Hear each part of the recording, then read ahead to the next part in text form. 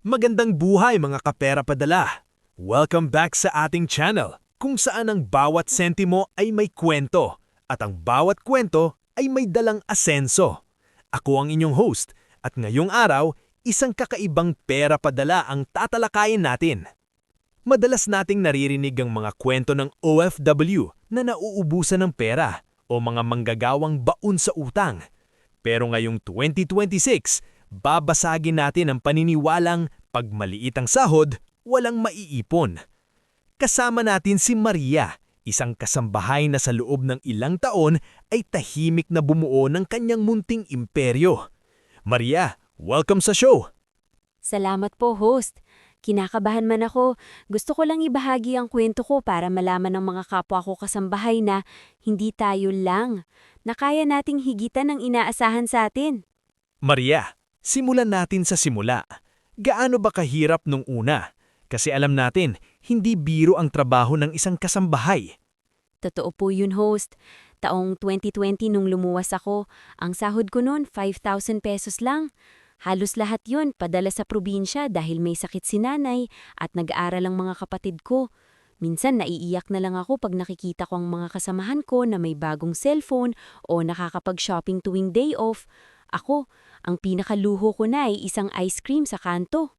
Pero ang turning point ko, host, ay nung 2023. Narinig ko ang amo ko na nagtuturo sa anak niya tungkol sa passive income. Sabi niya, don't work for money, let the money work for you. Doon ako nagising. Sabi ko, kung ang 5,000 pesos ko ay laging ipapadala ko lang at gagastusin nila, habang buhay akong maglalaba at maglilinis ng bahay ng ibang tao. Ito ang gusto kong marinig ng viewers natin. Maria, paano mo nagawang pagkasyahin ng maliit na sahod? At paano ito lumaki? Anong system ang ginamit mo? Ginamit ko po yung tinatawag nating invisible savings. Dahil stay-in ako, wala akong renta at libre ang pagkain, ang ginawa ko nung tumaas ang sahod ko sa 8,000 pesos, 2,000 pesos ang unang nawawala sa akin, diretso sa digital bank na may mataas na interest. Hindi ko yung tinitignan, parang hindi ko sahod. Yung 4,000 pesos, padala sa nanay ko, pero may kasunduan kami.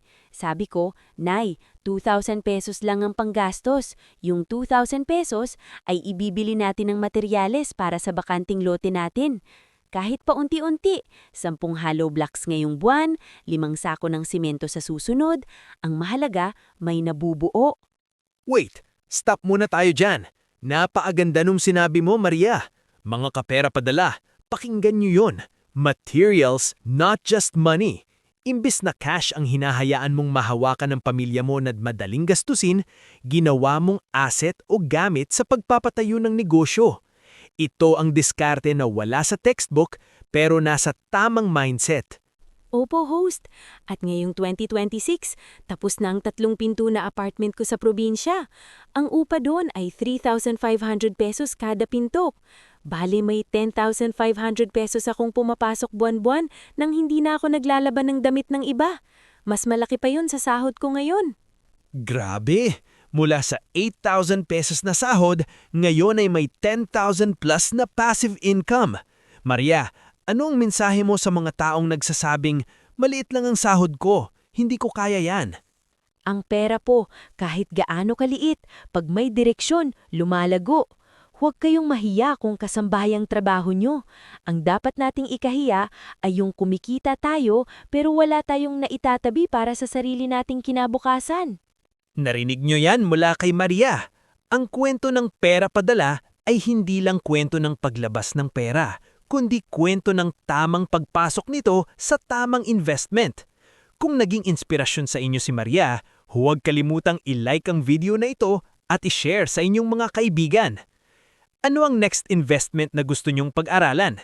MP2 ba o digital banks? I-comment nyo sa baba.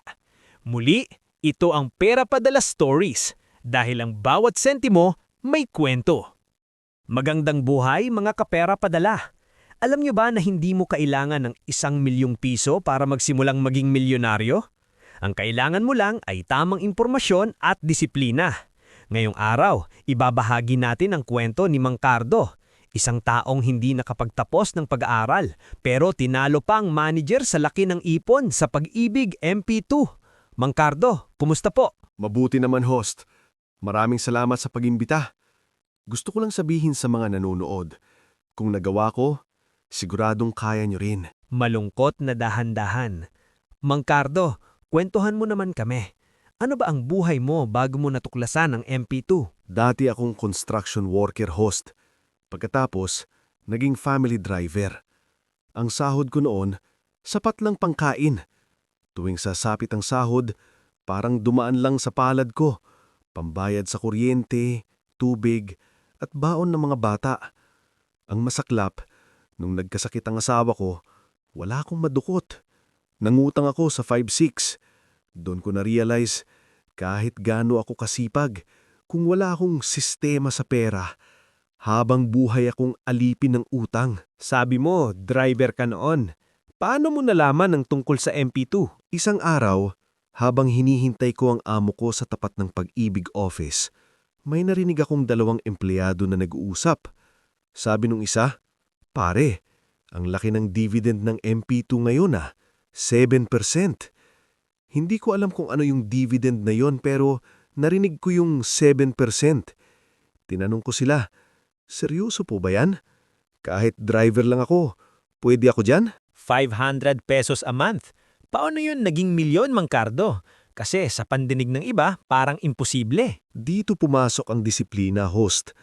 Ang ginawa ko, tuwing may extra ako sa tip ng amo ko o kaya pag nakatipid ako sa merienda, diretso yan sa MP2 account ko. Hindi lang 500 pesos ang inilalagay ko. Minsan 1,000, minsan 2,000. Tinuring ko siyang bills na dapat bayaran buwan-buwan. Ang pinakamahirap na part, nung gustong-gusto kong bumili ng bagong sapatos o cellphone, pero iniisip ko yung compound interest. Sabi ko sa sarili ko, "Cardo, tiis lang. Yung cellphone, maluluma.